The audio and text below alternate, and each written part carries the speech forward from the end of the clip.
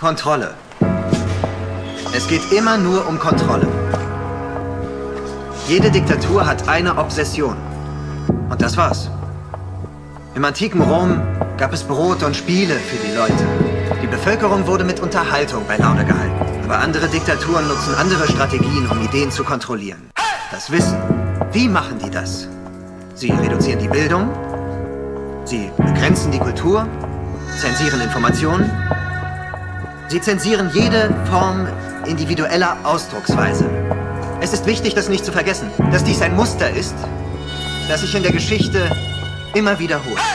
Derweil liegen seit 14 Monaten ganze Branchen da nieder. Arbeitsplätze gingen verloren. Eine komplette Jugendgeneration steht da, fast ohne Bildung. Die Kultur ist abgeschaltet.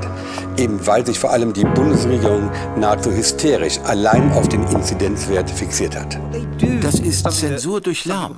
Die politischen Akteure fluten das Internet mit einem Chaos aus Information und Desinformation. Oder wie Bannon selbst einmal sagte, einer Flut aus Bullshit. Und am Ende kann man Wahrheit und Lüge kaum mehr unterscheiden.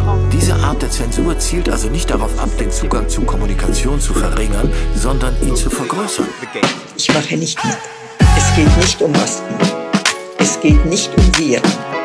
Und es geht sicherlich nicht um ihre Gesundheit. Es geht um viel, viel mehr.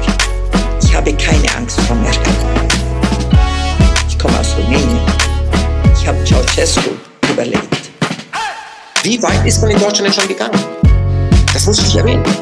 Okay, und das ist wiederholbar. Das ist wiederholbar.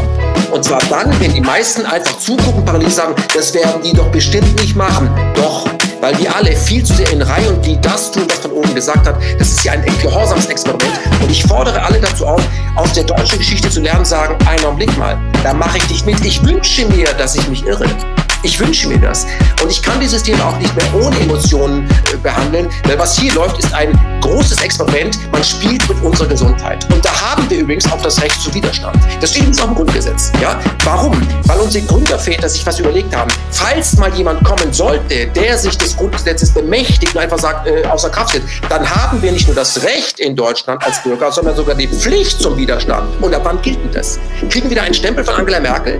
Nein. Wenn du das Gefühl hast als Bürger, hier stimmt was nicht mehr, weil Grundrechte dauerhaft vorübergehend kassiert wurden, wie zum Beispiel die Versammlungsfreiheit, Berufsausübung, dass du Ausgangssperren frei definiert mit Zahlen, mit denen man jongliert, wenn vor deiner Nase Presseblatt gemacht wird, eine Form der Angst erzeugt, dann hast du das Recht und die Pflicht zum Widerstand. Wir brauchen mehr zivilen Ungehorsam. Ja? Das bedeutet, hübsch, friedlich bleiben, aber präsent. Und wenn wir eben nicht 17.000 sind, sondern 700.000 oder 30.000 und die Polizei kommt und will uns wegschleppen, die was aber einfach hinsetzen. So hinsetzen, dass für jeden klar ist, wir sind friedlich, dann können nämlich diese Polizisten, die uns zahlenmäßig immer total unterlegen sind, jeden Einzelnen wegtragen. Und das schafft kein Staat. Friedlicher Widerstand, das kann man von Gandhi lernen.